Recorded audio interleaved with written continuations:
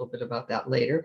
But right now I'd like to clear up a lot of misconceptions and also give people information that might help them decide if it's something that's right for you, if it's not, and just have more information about it.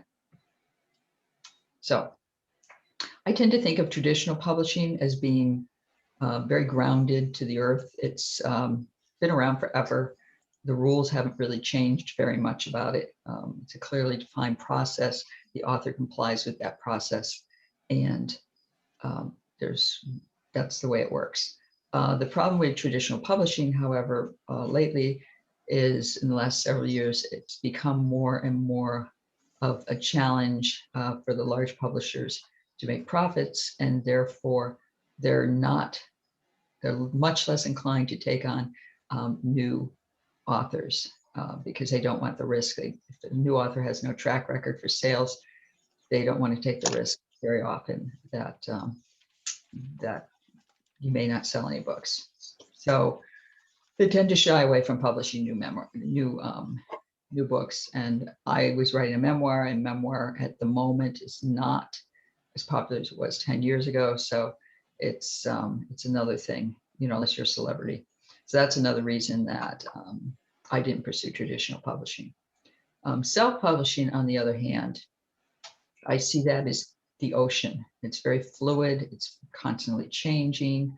It's each author's experience varies wildly, and you're kind of out there on your own. There's a lot of places, obviously, where people help one another, so you're not completely on your own. But it is an individual thing, and you can spend significant amount of time and energy and learning to go into producing and publishing your own book. All the decisions and the costs are provided by you, the author. Hybrid publishing, to me, is kind of like the beach because it's got a little bit of both. It has a lot of the distribution that's associated with traditional publishing, the knowledge and experience that traditional publishers have, but you still have a certain amount of control as the author and flexibility.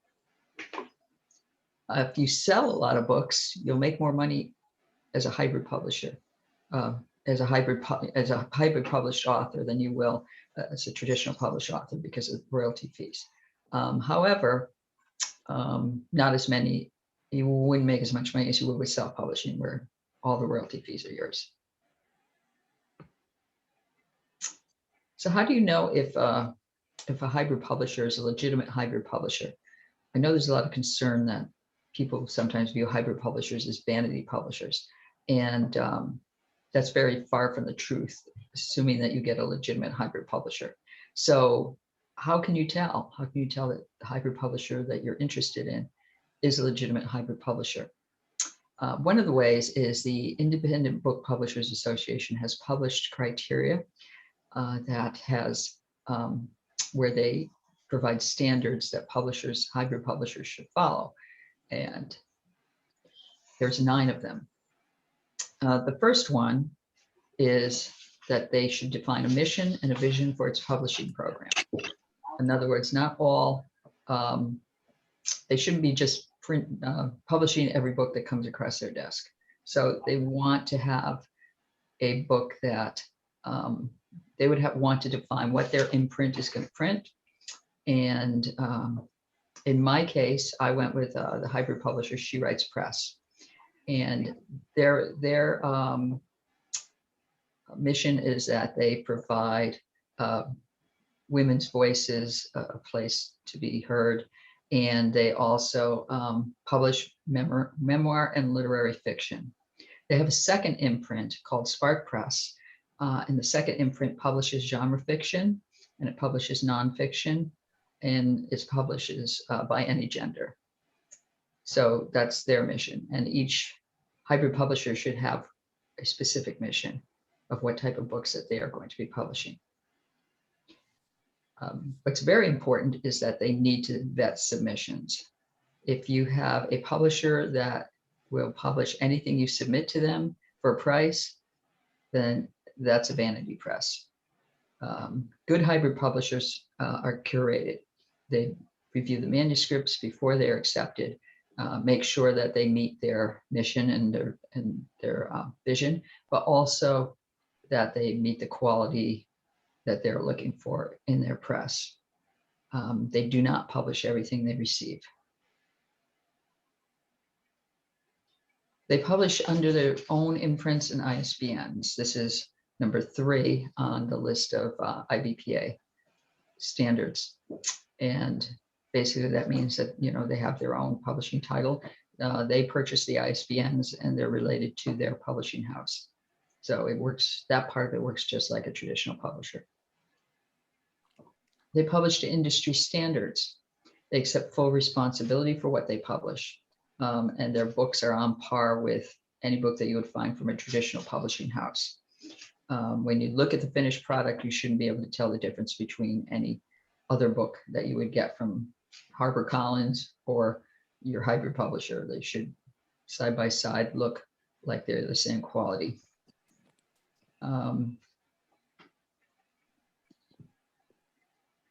They ensure editorial, design, and production quality. So basically this means that they have all of these editorial functions available, or else they can direct you to those who have them available, and they make sure that they're followed and that they have that quality when the final product is completed.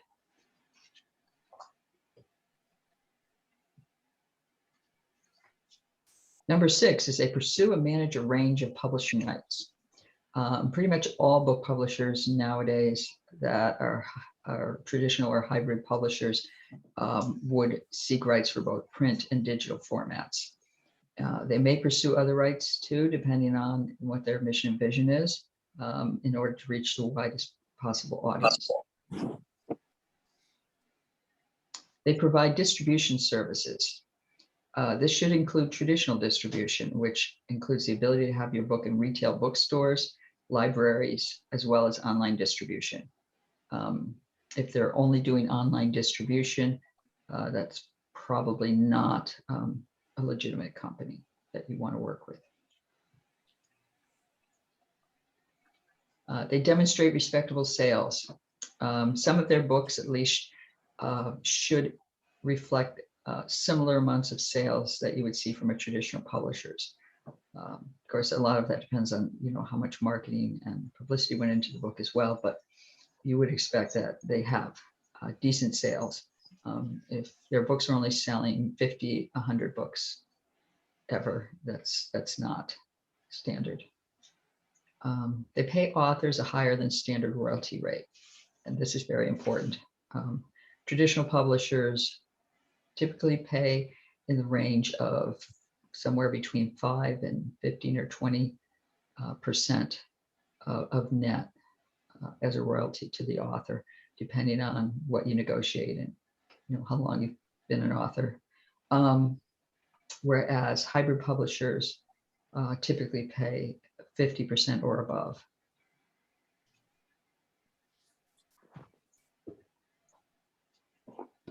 So there's a number of ways that you can vet a publisher to see if they're actually doing a lot of these things.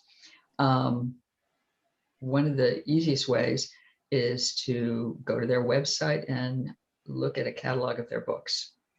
They should have one. If they don't, and the catalog doesn't necessarily have to actually be a catalog, but definitely a list of their books. They would have pictures of their books and all that kind of thing. A blurb about them and so forth. If you don't see that on their website, then that's probably not a publisher you want to deal with, because you have no idea what they're actually publishing. So once you get their books and you see what they are, check the reviews. Go to Goodreads and go to Amazon. These books should have reviews, unless they're brand new. They should have reviews on both of those websites. And take a look at those reviews and see, first of all, how many there are based on how long the book has been out. It's only been out for a week. There probably aren't many. If it's been out for a year, you would expect to see, probably minimally at least 25 or 30 or 40 reviews, potentially many, many more. And what is the rating of those reviews? If a lot of the books have very low ratings, That's a bad sign. It probably means they're not vetting their manuscripts and they're not checking quality, because even, you know, the topic won't usually cause people to write bad reviews, but they will write bad reviews if they find all kinds of editing errors and mistakes and just plain bad writing. What does the cover design look like? Does it look like a professional cover design? Does it look like, you know, something that an amateur maybe put together on their own? It should look like a professional cover design that somebody with design experience has made. And then most importantly, review the sample on Amazon or on Google Books. You can, Google Play, you can usually download a sample and read some of the first chapter and see how it reads. See if it reads like the kind of writing you expect from a quality book. Maybe it's not a topic you're interested in, so that part of it you shouldn't use to judge, but it should read fairly well, and it should not have typos. You shouldn't see, you know, grammar issues, that kind of thing shouldn't be there. With a hybrid publisher, you should be able to call the publisher on the phone and talk to them and not be forced to talk to a sales department. You're forming a partnership with the publisher, and you're not, you shouldn't experience any kind of hard sell strategy and that kind of thing. You should be able to ask questions. They should be open and transparent with you about any of the concerns or questions you're just interested in. You want to know if their books are widely available. One way to find that, besides from the publisher, is you can look and make sure that they're on several online websites, but also check the websites of large bookstores like Powell's, for example, in Portland, Oregon, is a famous bookstore that carries many, many books. If the book has been out for less than a year, or even more than a year possibly, but it should definitely be at Powell's. And Shakespeare and Company is another book website that carries many books that you would probably want to see, at least most of their books on that list. Are the books reviewed by the trade? So you want to make sure that they have, oh, I skipped something. Yeah, that's okay. Okay, so if the books are reviewed by the trade, they should be in some reviews from Publishers Weekly, from second, sorry.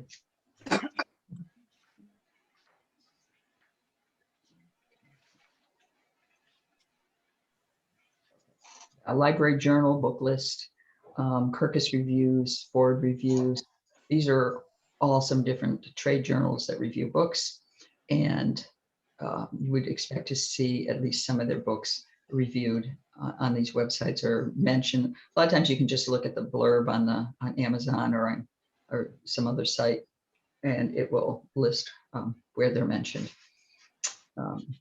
Because if they get a review from those sites, it's generally printed there.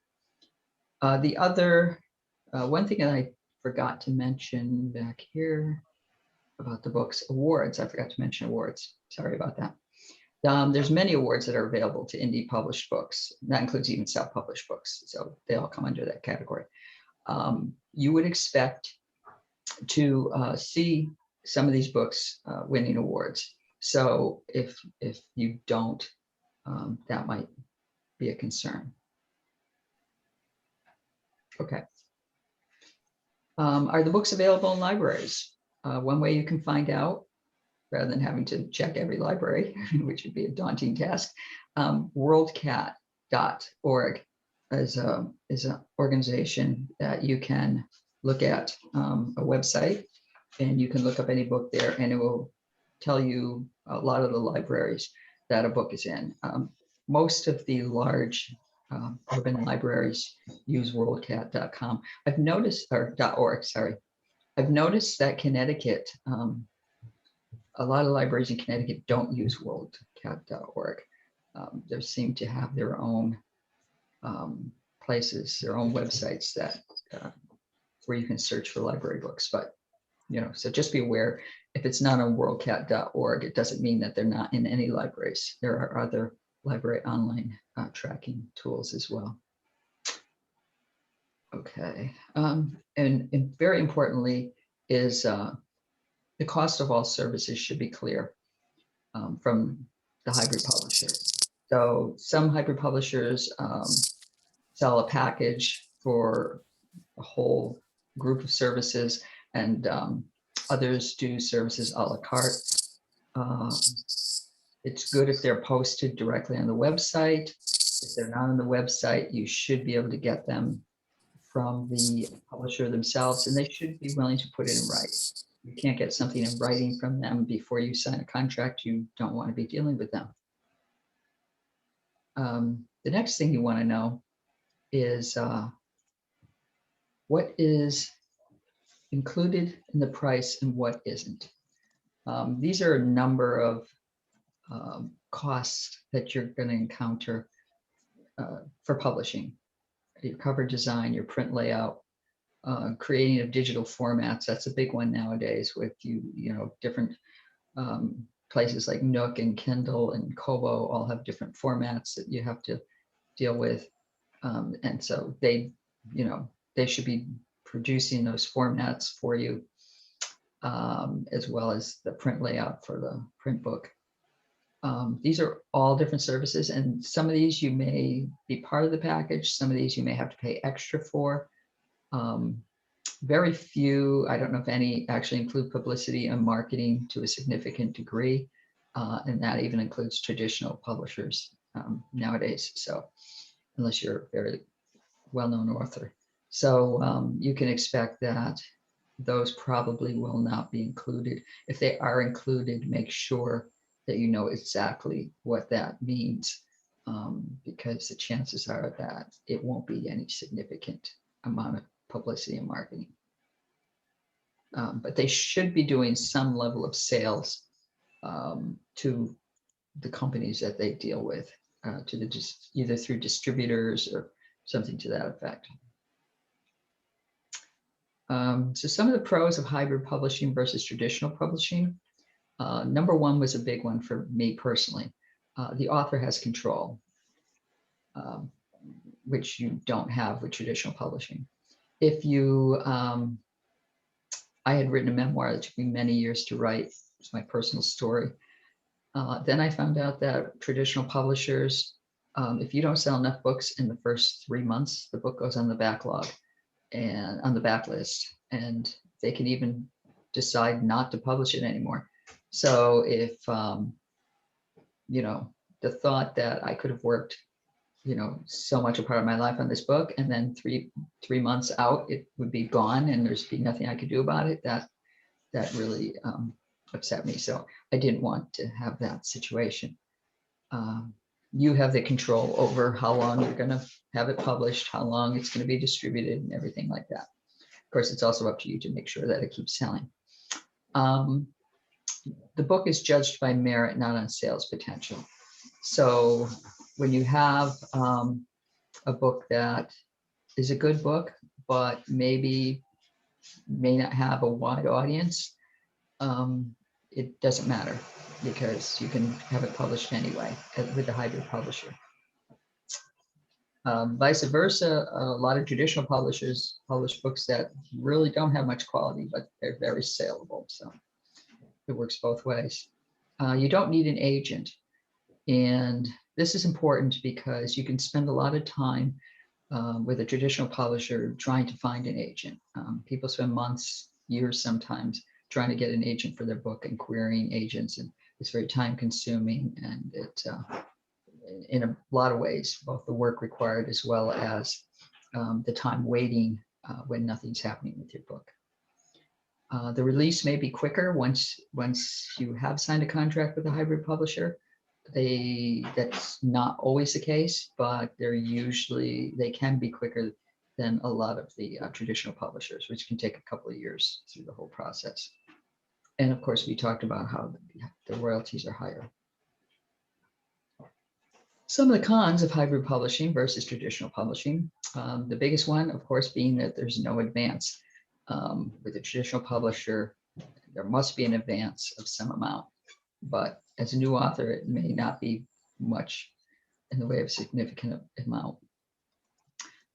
There's no cost to you with a traditional publisher other than those expenses for marketing and publicity that you're probably going to face wherever you publish. And so, hybrid publishing does have a cost, and you need to come up with that money generally up front or over a period of time while you're going through the publishing process. So if that's not an option for you, then you probably can't consider hybrid publishing. Some marketing opportunities are not open to hybrids. There was one that started last year that was called a Mighty Blaze. They began it for all authors on every Tuesday. Traditional publishing houses and some hybrids release their books on Tuesdays. So a Mighty Blaze would have authors on for about 5 minutes. You could schedule on your release day to talk about your book. And I got scheduled. And then when I filled out all the forms and they saw I was a hybrid publisher, I was published by a hybrid press, they said, "Oh, I'm sorry, we can't handle hybrids right now. We don't have the bandwidth." So whether that was true or not, I doubt it, because a lot of that is just a case of kind of protecting their territory. Pros of hybrid publishing versus self-publishing. There's less work. Self-publishing, you have to do it all, or you have to hire people to do it, in which case you're encountering the cost for that. You have more time to write or do whatever else you want to do. There's less technical skill required. So if you're not particularly technical, self-publishing might be difficult for you. And you have distribution to all bookstores and libraries. Cons of hybrid publishing versus self-publishing. Well, you have to share your profits with the publisher. As a self-published author, you don't. You keep all the money.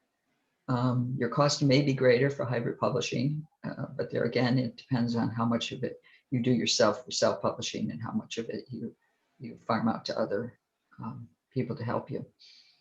And you have less ability to control Amazon sales campaigns. Without getting into a very complicated lengthy discussion about Amazon sales campaigns, KDP, their platform for their self-published Kindle Direct Publishing has the ability to set up and monitor your own sales campaigns on Amazon, whereas with a hybrid publisher, since it's a publishing house, the publishing house has to set that up for you, and you can't get results as quickly.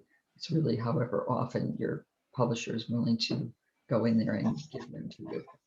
And as a result of that, you can't tweak it as easily. You have less control. So if you look at all of these and you have to decide which is right for you, now that you know probably more about hybrid publishing, what you have to weigh is the budget. Obviously, you can also think of the money spent with hybrid publishing as investing in your career, because you're setting your author brand up and demonstrating that you can sell books and that kind of thing. Time is a consideration in two different ways between self-publishing and hybrid and traditional. Time for self-publishing versus hybrid is, the effort and time that it takes to do all the work for self-publishing. On the flip side, with traditional publishing, there's the timeline of your life. How much time are you going to wait until you can be published? You may be writing a second book or a third book before one of those books is actually picked up by a traditional publisher.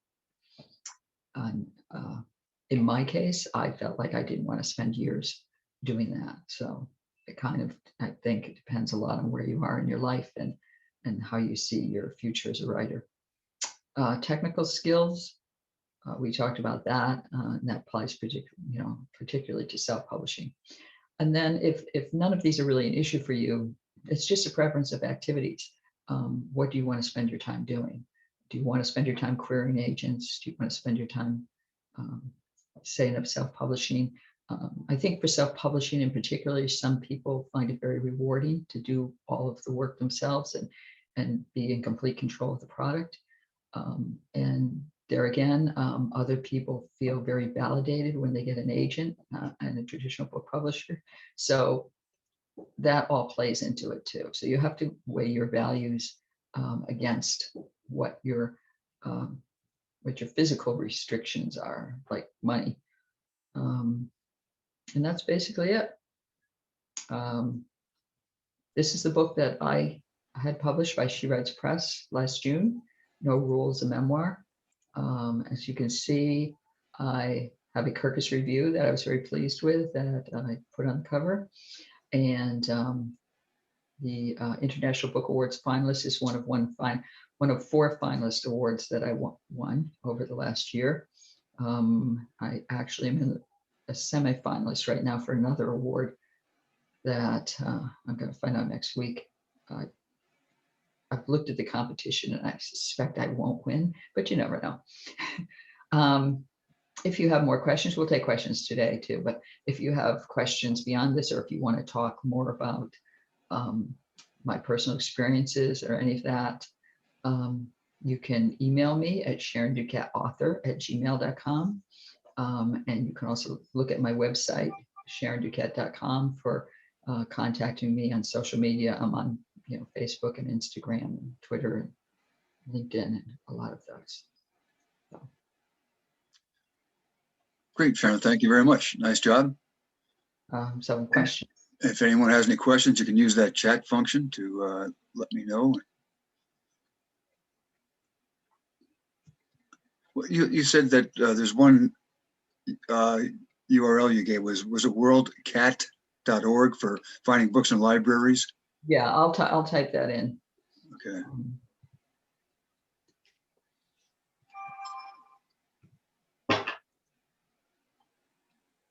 Okay. A question here from Beth. Do reviews and awards actually translate into sales? There's a lot of question around that. Some people say that they do. I don't think that the visibility of the organization, like they try to play up things like, oh, we have, X amount of hundreds of followers and so forth and so on.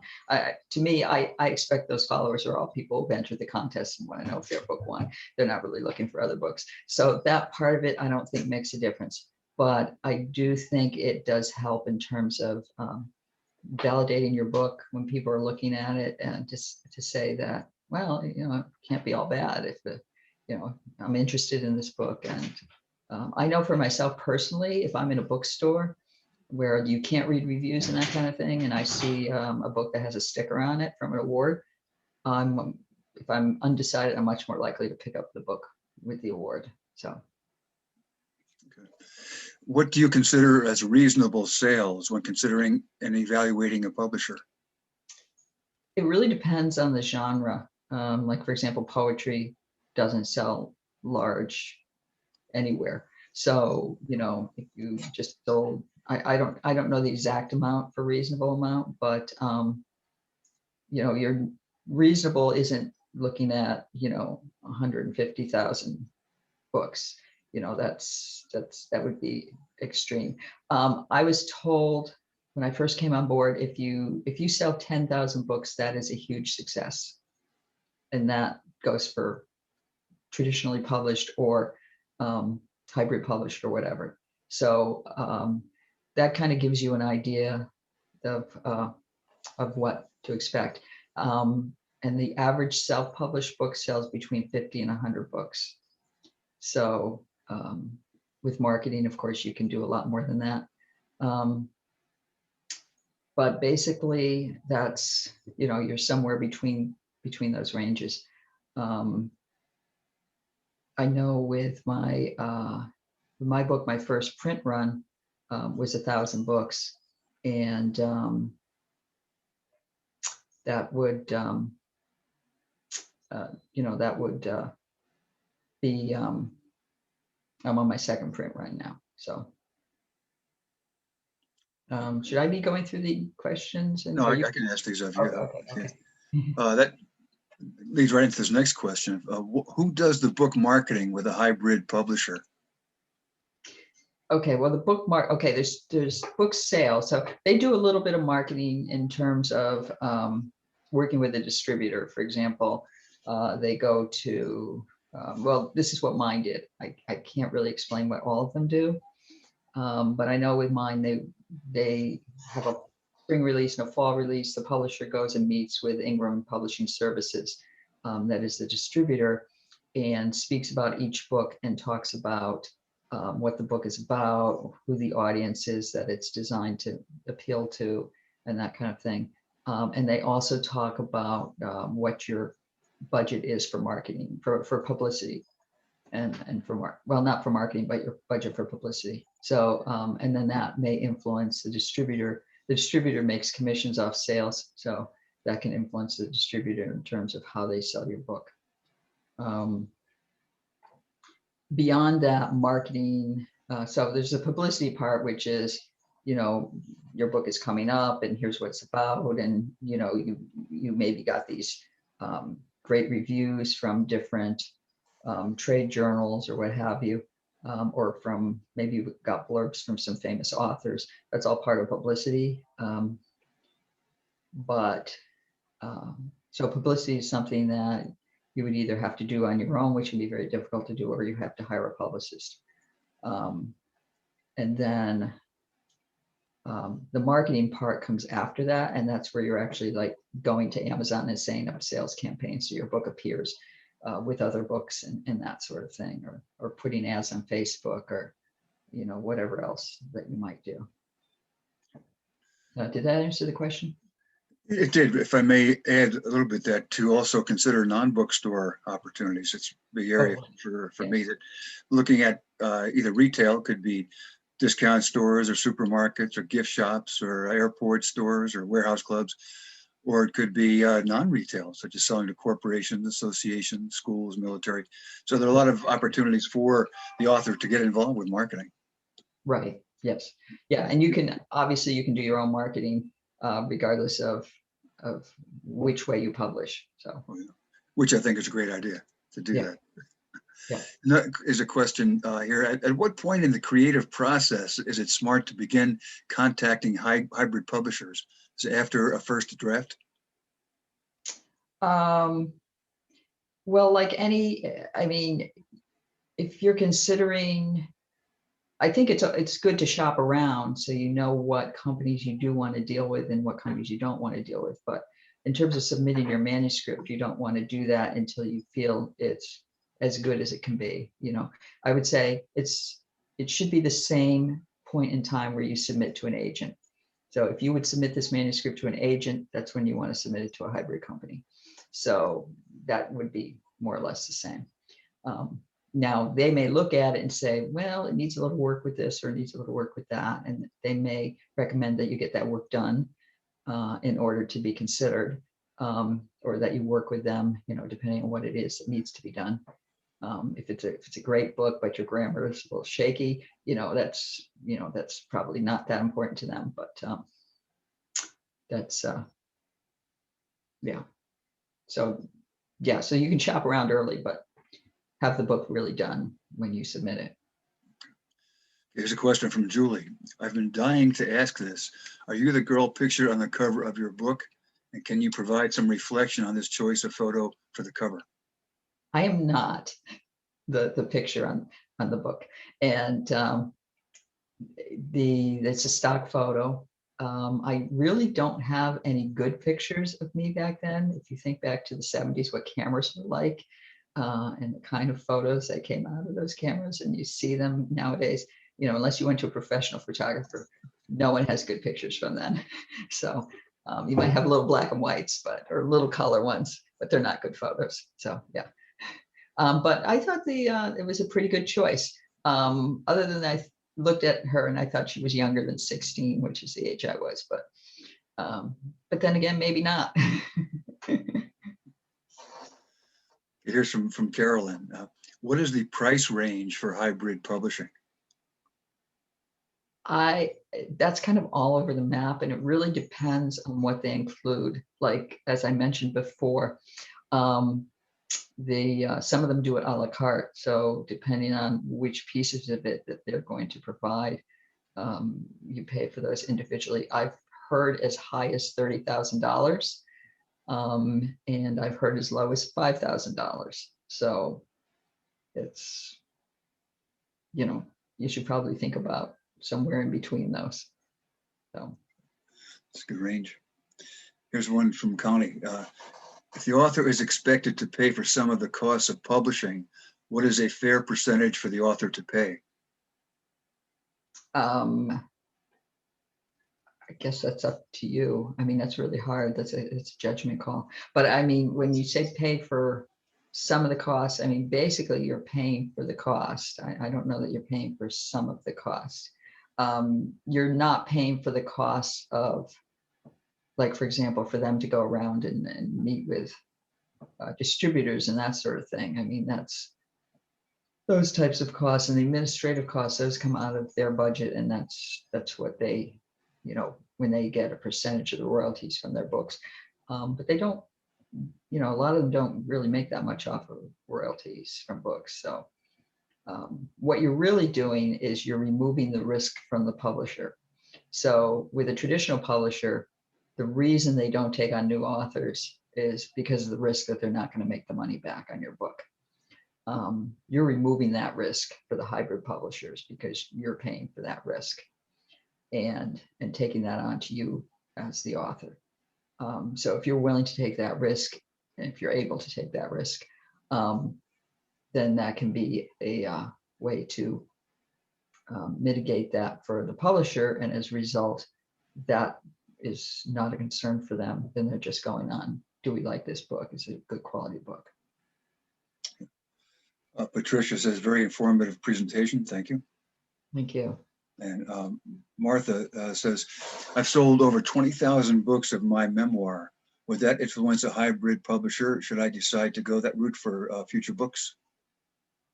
Yeah, I don't think you'd have, I would assume, I mean, if you sold 20,000 books and your reviews are, you don't have 20,000 horrible reviews, I would assume that's a very good book. So yeah, I would imagine you wouldn't have any issue at all.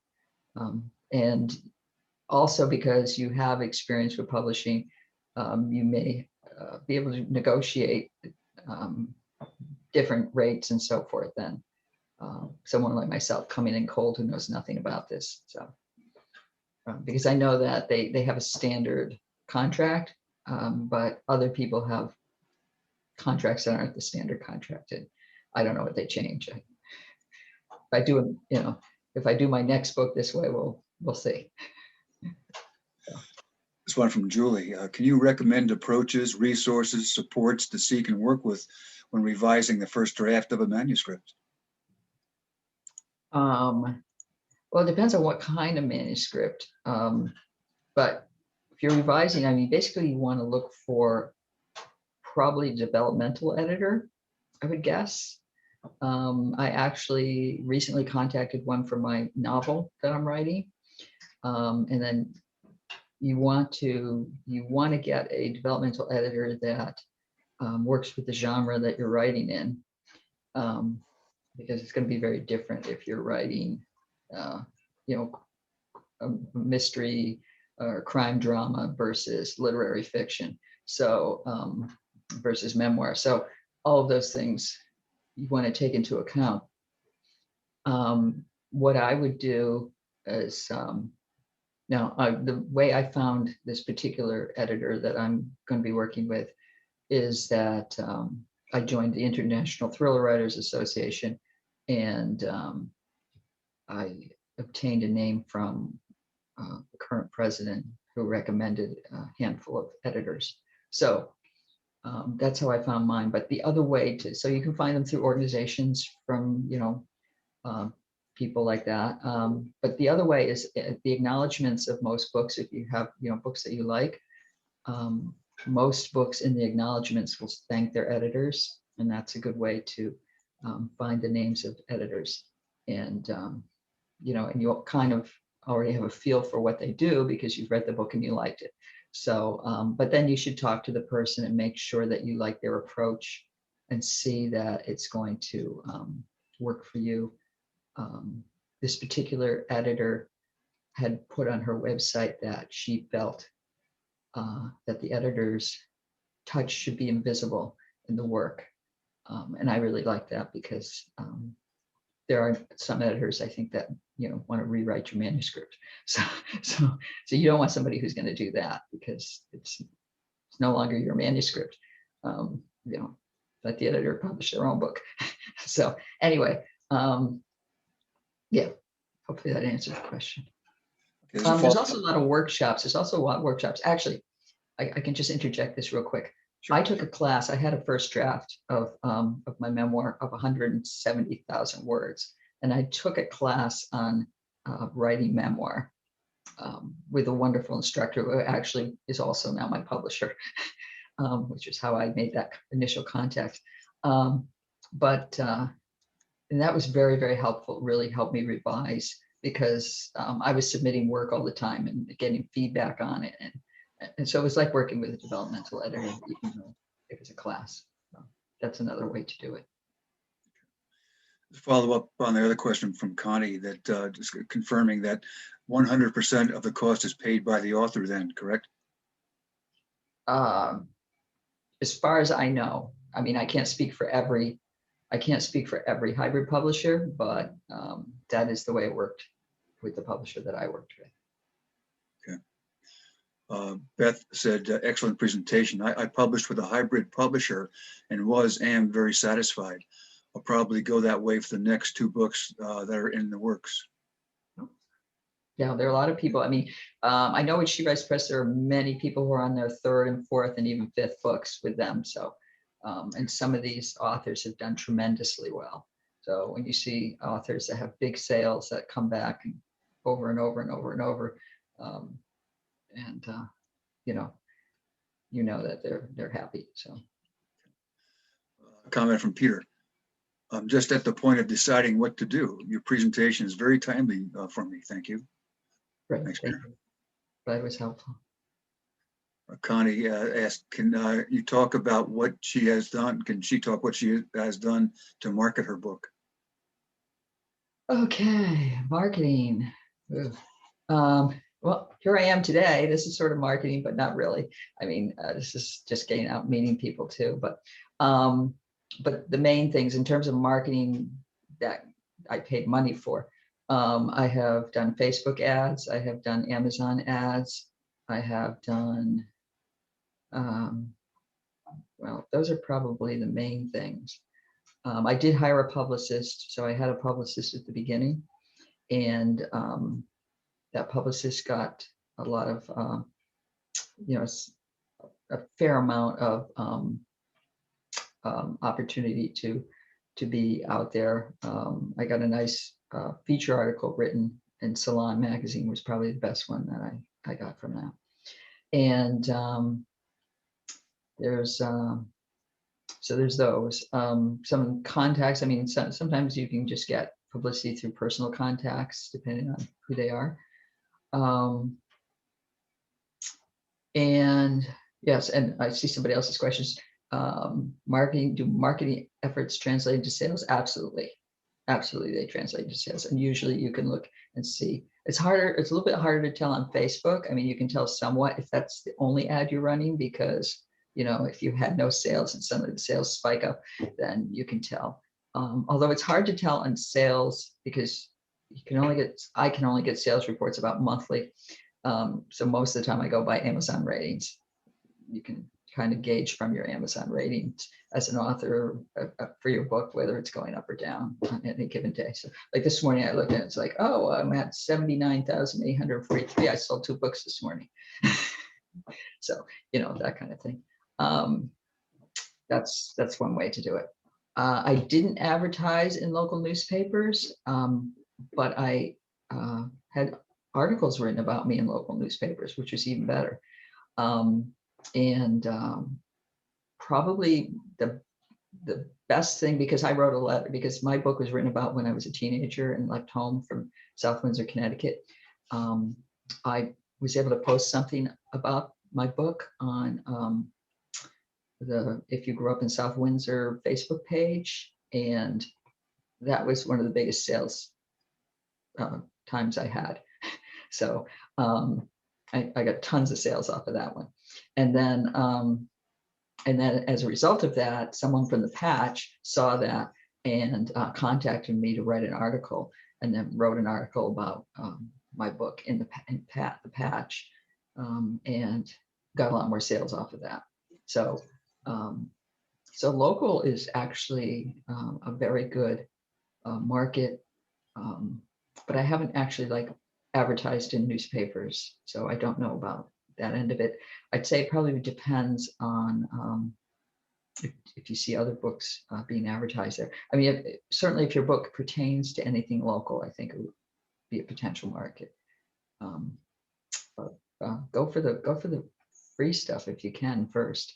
You know, try to get articles and publicity that way. Yes, that's better. Okay. Any advice for finding a developmental editor and their cost? Well, the cost, that's pretty much what I was speaking about before in terms of the developmental editor. It's using someone that you find either recommended to you from an author you like, or from a book that you like, that kind of thing. And then look them up online, because these editors have websites for the most part, and they want to get more business usually, unless they're just plain too far backed up. But I didn't hear back immediately from this woman. I think it took about a week and a half for her to get back to me. And she wants a 6-week lead time when we start working together. But cost, it depends on what they do and who they are. So I can't really comment very much about that. Cost, I think, can be maybe a few $100s to much more than that. So I kind of think there's no limit on what the top end could be. So depending on how much work your book needs. Do you have any recommendations regarding sending review copies to reviewers and possible interviewers prior to the release date? My publicist did that, and they sent out, I think, 60 books, and I got about 5 or 6 responses, maybe more than that, maybe 8 or 9 responses. And they're in contact with these people all the time.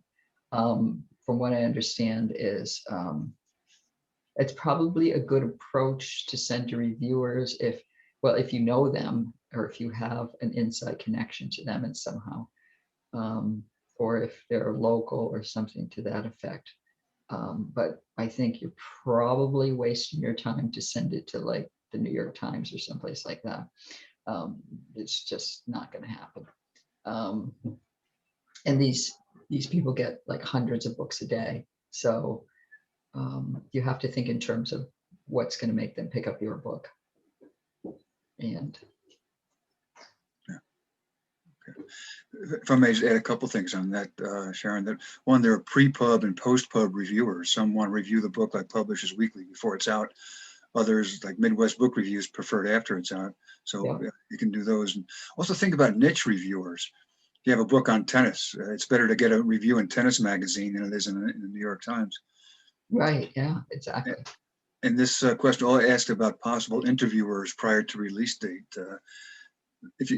There's a website called radio-locator.com for getting on radio shows. And you can go there and just put in the zip code of where you want to have the exposure. And it lists all the radio shows there. You can do by, you don't have to have the zip code, you can put in a city name. So you can do a national tour without leaving your home, just by setting up interviews on radio. Yeah, So so you should be talking about this part of it. I just didn't want to interfere with your presentation. Well, can you put the name of that website in the chat? Sure. Okay. Is there an accepted standard number of words in memoirs? Yes, usually 70 to 100, with 80 being the sweet spot. My book was 91,000, but I had a first draft of 170,000, so I worked hard to get it to 91.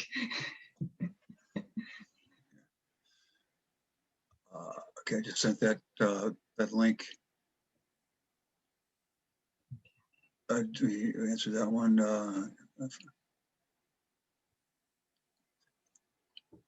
Would you share the name of who helped you with marketing? Publicity. I haven't had help with marketing. So my publicist was Book Sparks. They're actually also they're now partnered with She Writes Press, and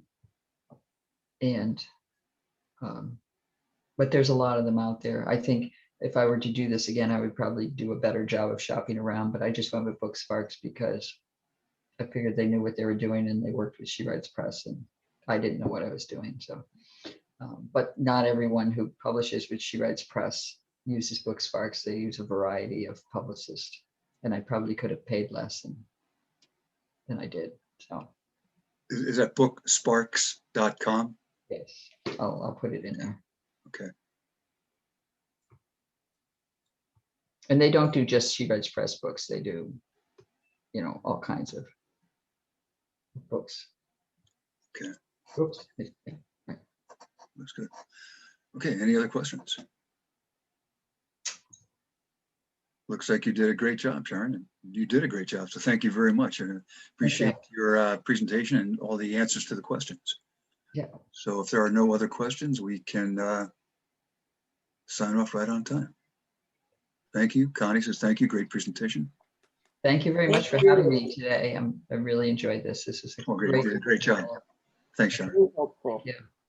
Bye now. Thank you. Everybody be well. Thanks.